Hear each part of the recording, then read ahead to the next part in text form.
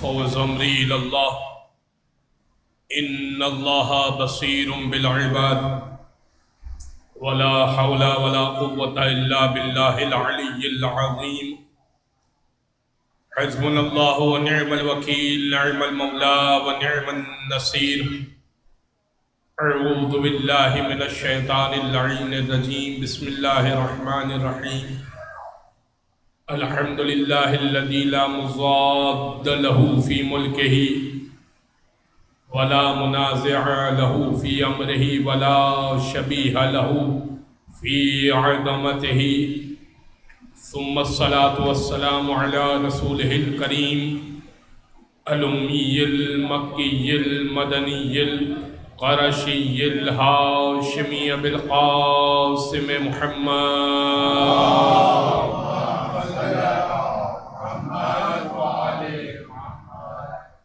وعلى أهل بيته الطيبين الطاهرين واللعنة الدائمة على أعدائهم أجمعين من يوم ظلمهم وعداوتهم إلى قيام يوم الدين أما بعد فقد قال الله سبحانه وتعالى في محكم كتاب مبين بسم الله الرحمن الرحيم وَجَعَلْنَاهُمْ أَئِمَّةً يَهْدُونَ بِأَمْرِنَا وَأَوْحَيْنَا إِلَيْهِمْ فِعْلَ الْخَيْرَاتِ وَإِقَامَ الصَّلَاةِ وَإِيتَاءَ الزَّكَاةِ وَكَانُوا لَنَا عَابِدِينَ صلوات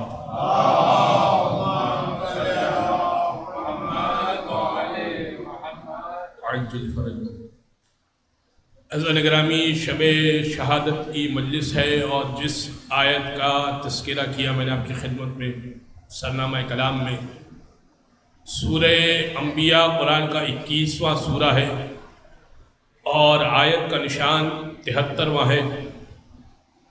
ارشاد رب العزت ہے وَجَعَلْنَاهُمْ أَئِمَّةً يَهْدُونَ بِأَمْرِنَا، ہم نے ان میں کچھ لوگوں کو امام بنایا، یہدون بامرنا، ہمارے امر سے ہدایت کرتے ہیں، واوحینا الیہم فعل الخیرات، اور ہم نے ان اماموں پر وحی کی کہ وہ فعل خیر کریں، واقام الصلاۃ، اور امام وہ ہوتا ہے جو نماز کو قائم کرتا ہے، وَإِيتَاءَ الزَّكَاةِ، اور امام وہ ہوتا ہے جو زکوٰۃ کو ادا کیا کرتا ہے۔ پانچویں صفت یہ ہے وَكَانُوا لَنَا عَابِدِينَ، اور امام وہ ہوتا ہے جو پرانا عبادت گزار ہوا کرتا ہے۔ 5 کوالٹیز ہوتی ہیں۔ یہدون بامرنا، ہمارے امر سے ہدایت کرتا ہے، اوحینا الیہم فعل الخیرات، ہم نے ان پر وحی کی کہ وہ فعل خیر کریں، اقام الصلاۃ، نماز قائم کرتا ہے، ایتاء الزکوٰۃ، زکوٰۃ ادا کیا کرتا ہے، وَقَانُوا لَنَا عَابِدِينَ، پرانا عبادت گزار ہو سکتا ہے۔ اب آج جتنی بات ہو سکے گی انشاءاللہ اس پر عرض کروں گا۔ یہ 5 صفتیں قرآن نے بیان کی اور قرآن نے نام نہیں لیا۔ پہلا اعتراض تو یہ آتا ہے کہ بھئی نام لے لیتے تو مسئلہ حل ہو جاتا۔ نام لے لیتا قرآن کے فلاں علی ہے تو ہر گھر میں ایک علی پیدا ہو رہا ہوتا جو یہ کہہ رہا ہوتا کہ میں وہ علی ہوں کہ جس کا ذکر قرآن میں ہے۔ قرآن نے اوصاف بیان کیے کہ دیکھو یہ صفتوں والا لے کر آؤ تو بات ہے، یہ کوالٹیز والا لے کر آؤ تو بات ہے۔ یہدون بامرنا، ہمارے امر سے ہدایت کرتا ہے۔ معاملہ کیا ہوا؟ ایک شخص نے دعویٰ خدائی کیا علی ابن ابی طالب کے زمانے میں۔ اس نے مٹی اور پانی کو ملا کر کیڑے پیدا کیے، مٹی اور پانی کو ملا کر ایک عرصے تک رکھا تو کچھ کیڑے پیدا ہو گئے۔ کہنے لگا کہ میں خالق ہوں۔ اب کوئی جواب نہیں بن پڑ رہا تھا۔ لوگ آئے علی ابن ابی طالب کے پاس، یا علی اس کو کوئی جواب دیجئے۔ علی گئے، کہا کہ تو خالق ہے؟ کہا ہاں میں خالق ہوں، مجھے معلوم کہ کتنا پانی ڈالا، مجھے معلوم کہ اس میں کتنی مٹی ڈالی اور کیڑے پیدا ہوئے۔ مولا نے کہا کہ اچھا تو خالق ہے تو مجھے یہ بتا، یہ جو چھوٹے چھوٹے کیڑے پیدا ہوئے ہیں ان میں نر کتنے ہیں مادہ کتنے ہیں؟ بھائی نر کتنے ہیں مادہ کتنے ہیں تجھے تو پتا ہونا چاہیے، تو خالق ہے۔ اس نے کہا یہ تو مجھے نہیں معلوم۔ کہا اچھا یہ بتا دے، چھوٹے چھوٹے کیڑے معلوم نہیں ہوتا تھا کہ کس طرف منہ ہے کس طرف دم ہے۔ کہا یہ بتا دے کہ کتنوں کے منہ مشرق کی طرف ہیں کتنوں کے منہ مغرب کی طرف ہیں؟ کہنے لگا یہ بھی نہیں معلوم ہے۔ کہا اچھا یہ بتا دے کہ ان کی تعداد کتنی ہے؟ کیڑے بہت سارے تھے۔ کہا تعداد بتا دے۔ کہا یا علی یہ بھی نہیں معلوم تعداد کتنی ہے۔ کہا نہ تجھے تعداد معلوم ہے، کہا نہ یہ معلوم نر کتنے مادہ کتنے، نہ یہ معلوم کہ مشرق و مغرب کی طرف منہ کس کا ہے اور کس کا نہیں ہے۔ کہا مجھے یہ معلوم ہے مگر میں دعویٰ خدائی نہیں کرتا۔ تجھے معلوم نہیں ہے تو خدا کیسا ہے؟ بھئی معلوم ہونے کے بعد میں دعویٰ نہیں کر رہا۔ یہ ہے علی ابن ابی طالب۔ تو اب ہدایت وہ کرے گا جو اس منبع سے جڑا ہوا ہوگا کہ جو سرچشمہ ہدایت ہے، جس کی ذات سراپا ہدایت ہے، جو علم وہاں سے لے کر آیا ہوگا، وہاں سے ہدایت کا تسلسل باقی ہوگا۔ اسی لیے جب پہلی وحی نازل ہوئی تو ختمی مرتبت کے رسول خدا کے جملے ہیں، امام علی ابن ابی طالب کے جملے ہیں، فرمایا نور الوحی والرسالہ۔ میں پہلے وہ عرض کر دوں کہ جو پہلی وحی کے موقع پر اہل سنت نے لکھا، پہلی وحی کے موقع پر جب پہلی وحی بہت مشہور معروف ہے، پہلی وحی اقرأ بسم ربک الذی خلق خلق الانسان من علق اقرأ وربک الاکرم الذی علم بالقلم علم الانسان ما لم یعلم۔ یہ 5 جملے پہلی وحی ہے۔ تو جب جبرائیل نے کہا کہ اقرأ پڑھیے، جیسے ہی جبرائیل نے کہا کہ اقرأ پڑھیے بسم ربک الذی خلق، اس رب کے نام کے ساتھ کہ جس نے خلق کیا، تو رسول نے کہا کہ میں پڑھ نہیں سکتا کیونکہ مجھے پڑھنا نہیں آتا۔ یہ بھائیوں کی کتاب سے عرض کرتا ہوں اور حوالہ اس کا میرے پاس موجود ہے، یعنی اپنی آنکھوں سے اس روایت کو دیکھ کر پڑھ رہا ہوں، کہیں سے سنی ہوئی روایت نہیں پڑھ رہا۔ کہا کہ مجھے پڑھنا نہیں آتا۔ اللہ کے رسول کو انہوں نے لٹا دیا، جبرائیل نے سینے کو چاک کیا، دل کو نکالا اور دل پر ایک سیاہ نقطے کو پایا، نعوذ باللہ من ذالک، سیاہ نقطے کو پایا، سیاہ نقطے کو آب کوثر سے دھو دیا، اور اب دل دوبارہ سینے میں رکھ دیا، سینے کو دوبارہ جوڑ دیا، رسول کو ہوش میں لے کر آئے۔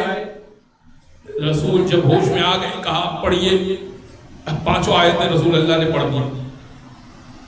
ٹھیک ہے، یہ روایت پیش کی۔ اچھا حرج نہیں ہے یہ روایت پیش کرنے میں۔ اس روایت کا نقصان کیا ہے جانتے؟ اس روایت کا نقصان یہ ہے کہ اس روایت کا نتیجہ یہ نکلے گا کہ جبرائیل نبی کے استاد ٹھہرے۔ نتیجہ تو یہی نکلے گا نا۔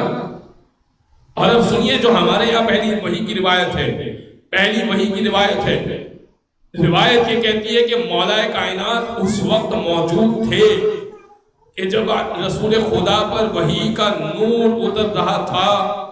فرمایا ارن نور الوحی والرسالہ واشم نور النبوہ، میں نور رسالت کو دیکھ رہا تھا کہ نور رسالت کس طرح سے جگمگا رہا ہے، واشم نور النبوہ، اور نبوت کی خوشبو کو محسوس کر رہا تھا۔ وَلَقَدْ سَمِعْتُ رِنَتَ الشَّيْطَانِ حِينَ نُزُولَ الْوَحِيِّ، اور میں نے شیطان کی چیخ کو سنا جیسے ہی وحی نازل ہوئی۔ میں نے سوال کیا رسول اللہ سے، یا رسول اللہ ما ھذا الرنا، اے اللہ کے رسول یہ چیخ کیسی تھی؟ علی کا حد ادب دیکھیے، یہ نہیں سوال کر رہے کہ شیطان نے چیخ کیوں ماری، بہت توجہ، یہ نہیں سوال کر رہے کہ شیطان نے چیخ کیوں ماری، یہ سوال کر رہے ہیں کہ یہ چیخ کیسی تھی، یہ کس کی چیخ تھی؟ جبکہ علم غمان سے جانتے ہیں کہ یہ چیخ شیطان کی تھی۔ فرمایا ما حاضر رنا، یہ چیخ کیسی تھی؟ فرمایا حاضر رنا تو شیطان، یہ شیطان کی چیخ تھی۔ قد آیسا من عبادت، آج وہ اپنی عبادت سے مایوس ہو گیا۔ اور اب جن جملوں کے لیے آپ کو توجہ دینی مقصود ہے وہ جملے یہ ہیں، رسول خدا نے فرمایا یا علی انکا تسمع ما اسمع، اے علی تو وہی سنتا ہے جو میں سنتا ہوں، وَتَرَى مَا أَرَى، اور تو وہی دیکھتا ہے جو میں دیکھتا ہوں۔ تجھ میں اور مجھ میں کوئی فرق نہیں ہے سوائے یہ کہ اللہ نے مجھے رسالت کے لیے مخصوص کر لیا، تجھے ولایت کے لیے مخصوص کر لیا۔ درود پڑھ دے محمد یا علی، درود پڑھ دے محمد و آل محمد۔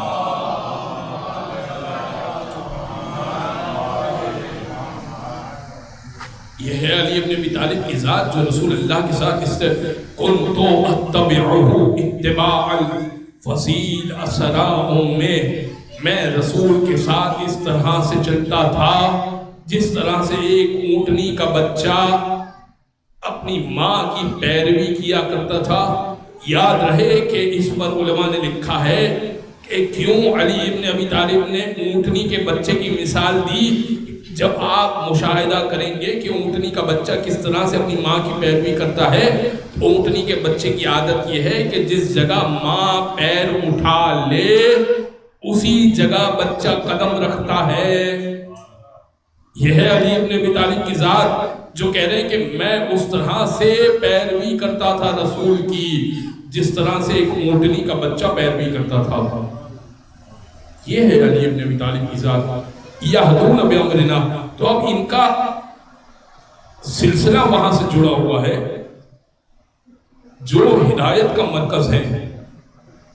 اچھا عجیب مرحلہ نہیں ہے، آپ کو آپ کی توجہ ایک عجیب مرحلے کی طرف لانی ہے۔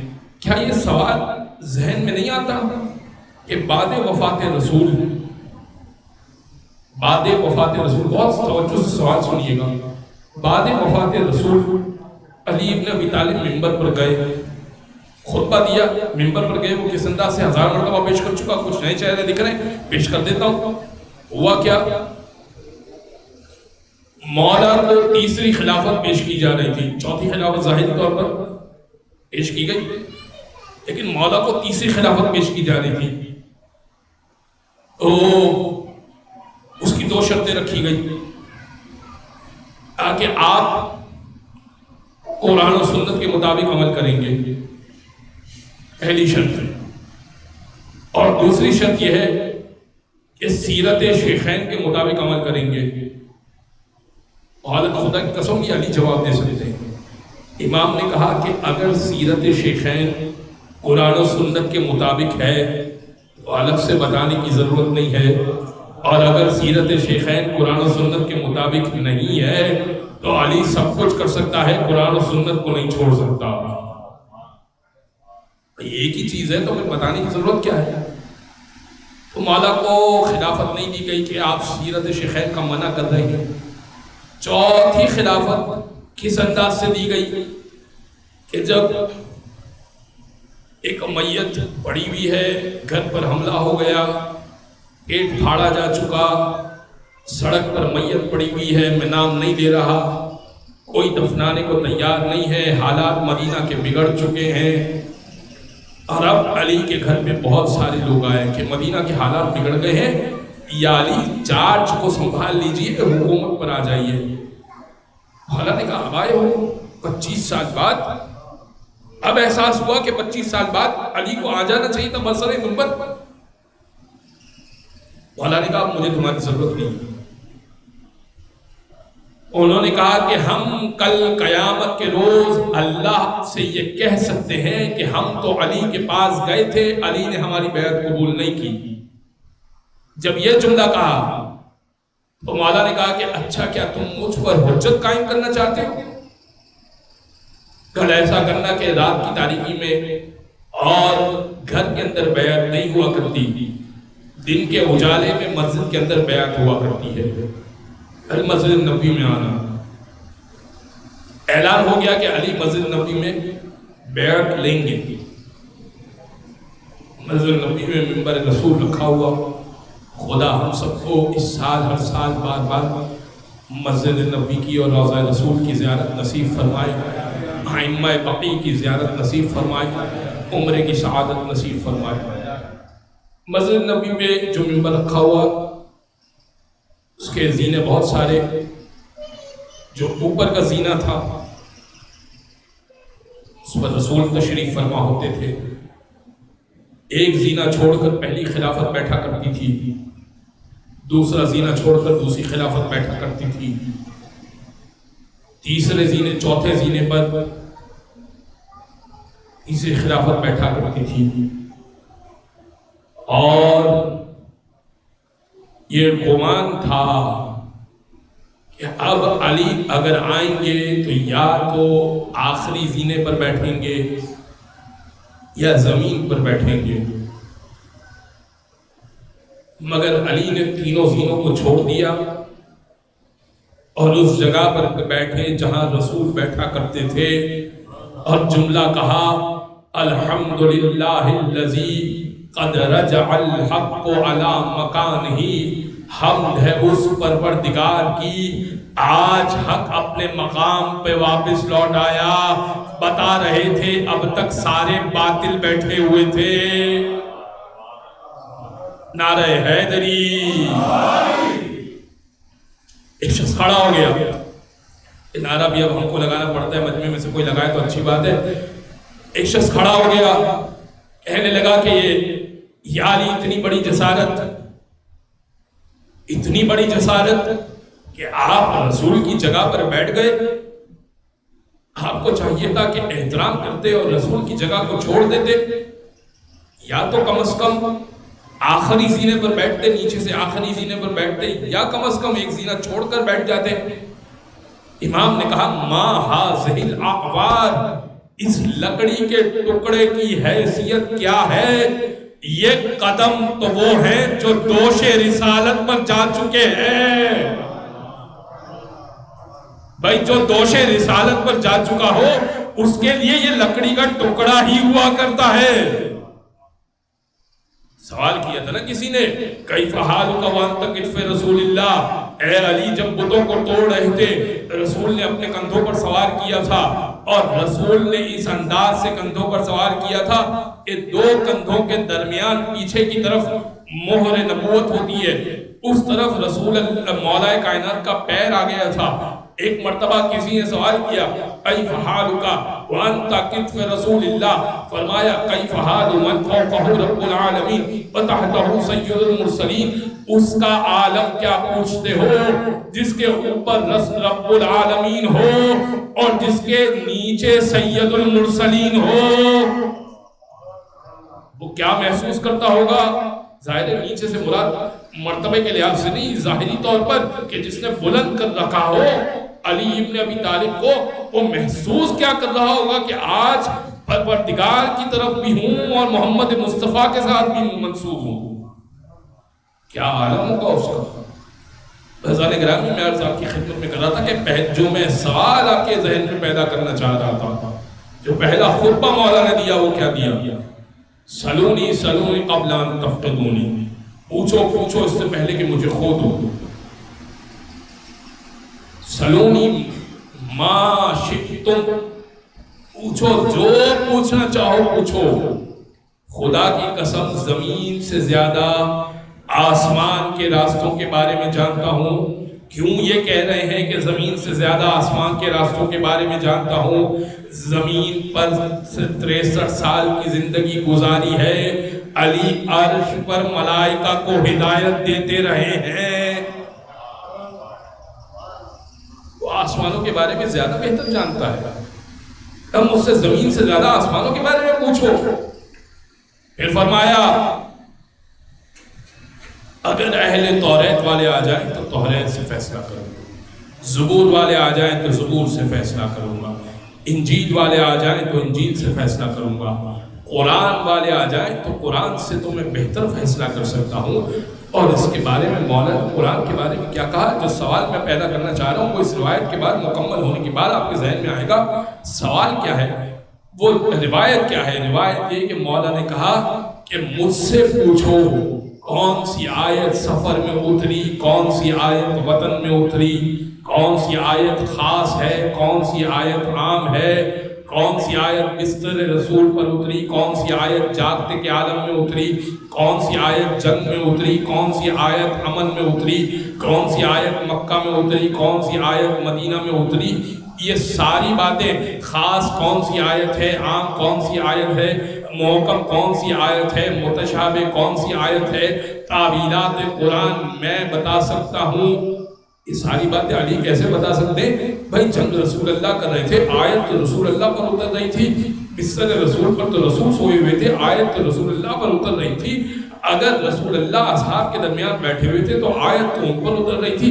یہ علی کیسے کہہ رہے ہیں کہ میں بتا سکتا ہوں کہ کون سی آیت کب اتری، کہاں اتری، کیسے اتری؟ یہ علی کیسے کہہ سکتے ہیں؟ اب یاد رکھیے گا یہ بات شب قدر میں سمجھ میں آ سکتی ہے۔ تنزل الملائکۃ والروح، ملائکہ بھی نازل ہوتے ہیں، روح القدس یعنی جبرائیل بھی نازل ہوتے ہیں، فقط رسول گرامی پر نازل نہیں ہوتے، علی ابن ابی طالب پر بھی نازل ہوتے ہیں۔ یعنی ان کا دل اس طرح سے ملا ہوا ہے کہ آپ کو یہ سمجھنے کے لیے حدیث قصہ کو سمجھنا پڑے گا کہ جب پانچوں ایک ساتھ جمع ہوئے تھے اور چادر کو تان کے لیٹے ہوئے تھے تو جبرائیل نے یہ سوال کیوں کیا تھا؟ یا رب ومن تحت الکساء، اے پالنے والے یہ چادر کے نیچے کون ہے؟ میں ہاتھ جوڑ کے کہوں گا جبرائیل تمہارا تو آنا جانا ہے، حسین کو جھولا جھلاتے ہو، علی کے در پہ آتے ہو، رسول پہ وحی لے کر آتے ہو، فاطمہ کے گھر کی چکی چلاتے ہو، تو تمہیں معلوم نہیں ہے کہ اس میں سے نور فاطمہ کون سا ہے، اس میں سے نور علی و مرتضیٰ کون سا ہے، نور حسنین کریمین کون سا ہے، نور محمد مصطفیٰ کون سا ہے؟ جبرائیل یہی کہیں گے آج نور اس طرح سے یکجا ہو چکے ہیں کہ محمد و علی، فاطمہ و حسن و حسین ایک برابر لگ رہے ہیں۔ نہیں معلوم جب تک خدا نہ بتائے کہ یہ نور محمد ہے، یہ نور علی ہے، یہ فاطمہ، یہ حسن، کیا حسین۔ محمد والے محمد صلی اللہ علیہ وسلم۔ یہ نور کا تعلق ایسا تعلق ہے۔ انا، اسی لیے کیا کہا؟ انا و علی من نور واحد، میں اور علی ایک نور سے ہیں، میں اور علی ایک نور سے ہیں۔ کیوں کہا یا علی انت بمنزلت ہارون من موسیٰ الا انہ لا نبی بعدی؟ حدیث منزلت کہا جاتا ہے اسے حدیث کو۔ بچے کو یاد ہونی چاہیے، فقط نام کی حد تک یاد ہونی چاہیے، اگر ترجمے کی حد تک یاد ہے تو بہت بہترین بات ہے، اور عربی یاد ہے تو کیا ہی کمال ہے۔ انت بمنزلت ہارون من موسیٰ الا انہ لا نبی بعدی، علی تیری مثال وہی ہے جو ہارون کو نسبت تھی موسیٰ سے، تجھے مجھ سے وہی نسبت ہے۔ ہارون کون تھے؟ موسیٰ کے وسیع تھے، تجھے مجھ سے وہی نسبت ہے۔ لیکن ہارون نبی بھی تھے، وسیع بھی تھے۔ فرمایا الا انہ لا نبی بعدی، سوائے یہ کہ میرے بعد کوئی نبی نہیں ہوگا۔ اسی لیے جب حسنین کریمین کی ولادت ہوئی تو ہارون کے بیٹے شبر کے نام پہ حسن رکھا اور شبیر کے نام پہ حسین رکھا۔ یہ نسبتیں چل رہی ہیں۔ حسن گرامی یہ معاملہ ہے۔ ہارون نے اپنے زمانے میں، موسیٰ نے اپنے زمانے میں فرعون کو بھی دیکھا جس کو اپنے جاہ و حشم کا بڑا غرور تھا، اور قارون کو بھی دیکھا جس کو اپنے مال کا بڑا غرور تھا۔ انت بمنزلت ہارون من موسیٰ، علی تجھے وہی نسبت ہے جو موسیٰ کو ہارون سے ہے۔ جاہ و حشم والے بھی ملیں گے، مال و دولت والے بھی ملیں گے۔ جیسے موسیٰ نمٹے تھے، کر کے چھوڑا تھا، علی کر کے چھوڑنا. بس اشارہ کر سکتا ہوں، اس سے زیادہ نہیں عرض کر سکتا. بزرگان گرامی، یہ ہے علی ابن ابی طالب کی ذات. شافعی سے کہا گیا آج تابور کی برآمدگی ہے، مجھے مسائل تھوڑے طویل پڑھنے ہیں. ایک شعر جو میں سوچ کے کیا آیا تھا پڑھ دیا بس. ذکر علی عبادت ہے، اور عبادت کسی بھی انداز میں ہو جائے. شافعی سے کسی نے کہا، امام شافعی سے، کہ آپ ایسا شعر پیش کیجئے کہ جس کے ردیف میں زیر زبر پیش کی تبدیلی سے علی کی ایک فضیلت بیان ہو جائے. لفظ وہی ہو، بس زیر زبر اور پیش کی تبدیلی ہو تو علی کی ایک فضیلت بیان ہو جائے. شافعی نے شعر کہا،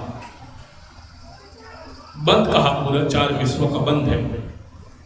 علی حبہ جنہ، لفظ جنہ، جیم نون گول تے اور تے کے اوپر تے ساکن ہے، جنہ پڑھیں گے، جیم کے اوپر پیش ہے. علی حبہ جنہ امام الانس والجنہ، جیم کے نیچے زیر ہے، لفظ وہی ہے، جیم کے نیچے زیر ہے. وصی المصطفیٰ حقا قسیم النار والجنہ، جنہ جیم کے اوپر زبر ہے. جنہ کہتے ہیں قلعے کو، جنہ کہتے ہیں قلعے کو، جنہ کہتے ہیں جنت کو، اور جنہ کہتے ہیں جن و انس میں سے جن کو کہتے ہیں جنہ. علی حبہ جنہ، علی وہ ہیں، امام شافعی کہتے ہیں علی وہ ہیں جس کی محبت ایک قلعہ ہے. امام الانس والجنہ، وہ جنوں اور انسانوں کا امام ہے. وصی المصطفیٰ حقا، مصطفیٰ کا حقیقی وصی ہے. قسیم النار والجنہ، جنت و جہنم کو تقسیم کرے گا. یہ ہے علی ابن ابی طالب کی ذات جو قسیم النار والجنہ. قسیم النار والجنہ کیسے تقسیم کریں گے انشاءاللہ پھر کبھی ذکر آیا تو عرض کروں گا.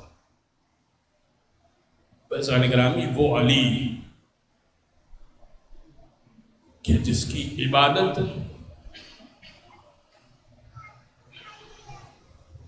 یہ عالم تھا کہ 1000 رکعت نماز دن میں پڑھا کرتے تھے.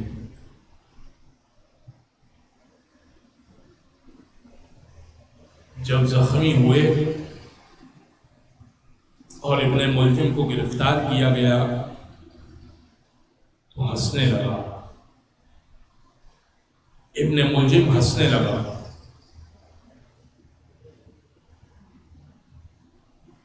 طبیب باہر نکلا، امام حسن بھی باہر آئے، طبیب دیکھنے آیا تھا مولا کائنات کو. امام حسن بھی حجرے سے باہر آئے. باہر ابن ملجم کو باندھ رکھا تھا. ہنسنے لگا. امام کے اصحاب نے پوچھا کہ تو کیوں ہنس رہا؟ کہ طبیب کا کوئی فائدہ نہیں ہے، علی ٹھیک نہیں ہونے والا. تو کیسے یقین سے کہہ سکتا ہے کہ علی ٹھیک نہیں ہونے والا؟ کہ میں نے اپنی تلوار کو 40 روز زہر میں بجھایا ہے. 40 روز اپنی تلوار کو زہر پلایا ہے، اس کے بعد علی پر ضرب لگائی ہے. مجھے یقین ہے کہ علی ٹھیک نہیں ہے. علی کے سامنے لایا گیا، یہ ایسا کہہ رہا. اس نے کہا اور تیری کوئی خواہش جو تو تیرے دل میں دبا کے بیٹھا؟ کہاں علی، میں نے یہ سوچا تھا کہ میں اس سے دنیا کے بدبخت ترین شخص کو قتل کروں گا. جملے سنیے.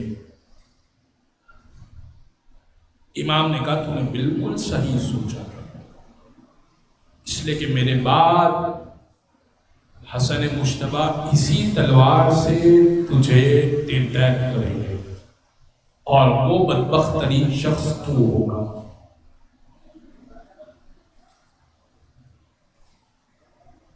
19 رمضان کو مسائل میں آپ نے سنا کہ ام کلثوم نے دودھ کا پیالہ بھی رکھا اور نمک کا ٹکڑا بھی رکھا۔